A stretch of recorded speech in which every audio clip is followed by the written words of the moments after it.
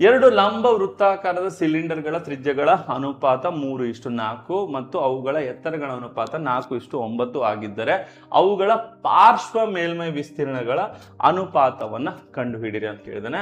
So ಪಾರ್ಶ್ವ ಮೇಲ್ಮೈ ವಿಸ್ತೀರ್ಣ ಅಂದ್ರೆ ಅದು 2πr(h) ಆಗಿರುತ್ತೆ. ಸೊ ಪೂರ್ಣ ಮೇಲ್ಮೈ ವಿಸ್ತೀರ್ಣ ಅಂದ್ರೆ ಇದಕ್ಕೆ ಪ್ಲಸ್ 2πr² ಆಗಿರುತ್ತೆ.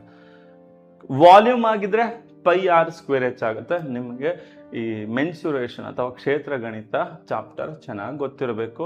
ಎಲ್ಲ ಎಕ್ಸಾಮ್ಗೂ ಸ್ಟೇಟು, ಸೆಂಟ್ರಲ್ಲು, ಬ್ಯಾಂಕಿಂಗ್, ನೀವು ಯಾವ ಎಕ್ಸಾಮ್ ತೊಗೊಂಡ್ರೆ ಇದ್ರ ಮೇಲೆ ಕ್ವಶನ್ಗಳು ಬಂದೇ ಬರುತ್ತೆ. ಹಾಗಾದ್ರೆ ಇದು 2πr(h) ಅಂತಂದ್ರೆ ಸೊ 2π ನಾನು r1h1 ತಗೊಳ್ತೀನಿ, ಇನ್ನೊಂದು 2πr2h2 ತಗೋತೀನಿ. ಇಲ್ಲಿ ನೋಡಿ 2π ಎರಡರಲ್ಲೂ ಸೇಮ್ ಇದ್ದೇ ಇರುತ್ತೆ. ಅದು ಎಲ್ಲಿ ಹೋದ್ರೂ 2π ಇದ್ದೇ ಇರುತ್ತೆ. ರೇಡಿಯಸ್ ಮತ್ತು ಹೈಟ್ ಮಾತ್ರ ಚೇಂಜ್ ಆಗುತ್ತೆ. ಇದ್ರ ರೇಡಿಯಸ್ 3 ಇದೆ, ಇದ್ರ ರೇಡಿಯಸ್ 4 ಇದೆ. ಹೈಟ್ ಏನಿದೆ 4 ಇದೆ, ಇದ್ರ ಹೈಟ್ 9 ಇದೆ. ಸೊ 4 4 ಕ್ಯಾನ್ಸಲ್, ಇದು 3 1 ಇದು 3 3. ಸೊ 1:3 ಸರಿಯಾದ ಉತ್ತರ ಆಗುತ್ತೆ.